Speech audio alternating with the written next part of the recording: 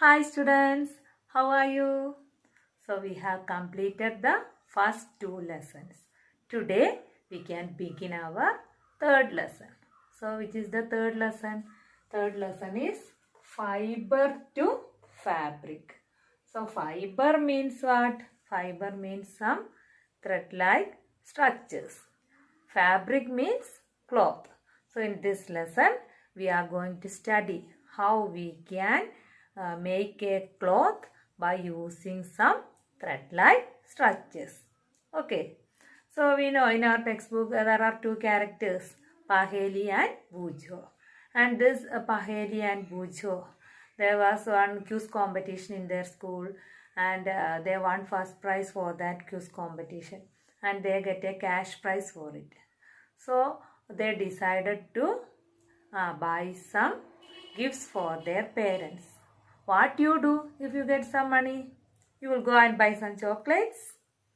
No, you also will buy some gifts for your parents, no? Okay, so you are good children. So like that, our Paheli and Bujo also, they decided to buy some gifts for their parents. Okay, so they decided to buy some clothes for their parents. And they went to a shop, textile shop. And when they went to the shop, the shopkeeper asked which type of cloth they need, whether they want cotton, polyester, nylon or silk. Then they were confused. They don't know, till that they don't know that there are different types of cloth. They thought all clothes are made up of same material. So they were confused. They don't know to select which cloth. Then the shopkeeper showed them some silk saris, some cotton shirts, woolen clothes, so many items. Then after touching each cloth, they knew the difference between the different types of cloth. So they understand that there are different types of clothes. Some are made up of polyester, some are silk, some are cotton, some are woolen, some are nylon. So they understand there are different types of clothes. So after buying the gift and all, they give the gift to their parents and all. But they knew that there are different types of clothes. So next time onwards, whenever they saw some clothes, they touch and asked their parents which type of cloth is that, and they study the different types of clothes. Now what about you? Do you know the different types of cloth? Can you identify whether it is a cotton or a polyester or a silk? Any idea? Or are you also like Paheli and Bujo? You also don't know that there are different types of clothes, no? Okay, now I will show you different types of clothes. So this is a sweater. So this is made up of what? This is made up of woolen cloth, or this is a woolen cloth. Okay. Then you can see a piece of cloth like this. This is polyester. So which type of cloth is this? This is polyester. Again you can see a sari.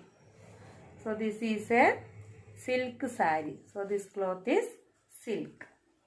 And this one, this is a cotton sari. This sari is made up of cotton. Okay. So like that we can see there are different types of clothes around us. Okay. Now we can look how they are making these clothes. So now I have a piece of cloth with me and you can see it is, I can separate one piece of thread from it. So this cloth is made up of so many threads are arranged in this cloth, and this piece of cloth is made up of so many thread-like structures like this. And this thread-like structures, that is called, so this fabric means cloth. This is made up of so many thread-like structures called yarns. So what we call these? Yarns. So in this cloth we can see there are so many yarns. You can see so many yarns are arranged together to make this piece of cloth. Okay. Now again, after taking one yarn, again if you look in this, you can see this yarn, you can split this yarn also into so many small thread-like structures. So many small thread-like structures are arranged. Can you see? So many thread-like structures are arranged together to make this single yarn. And that small thread-like structures are called fibers. Okay. So fibers are joined together to form yarns. And these yarns are joined together to form a fabric. Okay, so fabric is made up of so many yarns and each yarn is made up of so many small fibers. So here one piece of cloth, it is made, so many yarns are arranged together to form a fabric and each single one is called a yarn. And this yarn is made up of what? So many small fibers joined together to form yarn. These yarns are joined together to form a fabric. So fabric is made up of yarns and yarns are made up of fibers. Now from where do we get these fibers? We get some fibers from plants. Some fibers we get from animals. So we get fibers from plants and animals. Okay, so cotton, that is a plant. Jute is another plant. So we get cotton fibers and jute fibers from plants. And wool we get from animal. Silk fiber also we get from some animals. So cotton fiber, from where we get cotton fiber? We get cotton fiber from the fruit of a cotton plant. And from where we get jute fiber? We get jute fiber from the stem of a jute plant. So cotton and jute, we get it from plants. Then wool, from where we get wool? All this you have studied in lower classes. Where we get wool? We get wool from the hair of animals like sheep, goat, camel, yak. From hair of all these animals we get what? Wool. Then from where we get silk? We get silk from silkworm. So silkworm is one insect. Okay, silkworm is an insect. And when that insect matures, it will lay eggs. And these eggs hatch out and form a small worm. And this worm is called caterpillar. Then this caterpillar develops a covering around its body. And that covering is called cocoon. Okay. And inside this caterpillar will undergo so many changes. And afterwards, silk moth means what? That is one insect with wings and all. But here caterpillar is a verb. So inside this cocoon, it will so many changes takes place for the caterpillar and it will change into a silk moth with wings. Then after growth it will go out from the cocoon. Okay, so this covering is called cocoon and this stage is called pupa. So this is called pupa also. So just to understand, this covering is called cocoon. So eggs will hatch out into caterpillar. Caterpillar will develop a covering called cocoon. Inside the covering it undergoes so many changes.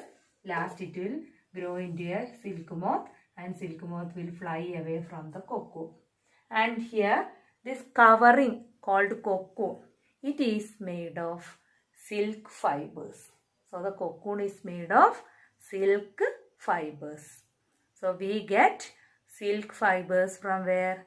We get silk fibers from the cocoon of silkworm. Okay. So cotton and jute we will get from plants and wool and silk we get from animals. So plants and animals are part of nature. So we are getting it from natural things. So we can call these fibers as natural fibers. So what are these fibers? These fibers that we get from plants and animals are called natural fibers. Okay. So what are natural fibers? Fibers that we get from plants and animals are called natural fibers. And give some examples for natural fibers. Cotton and jute we get from plants, and wool and silk we get from animals. So cotton, jute, wool and silk are examples of natural fibers.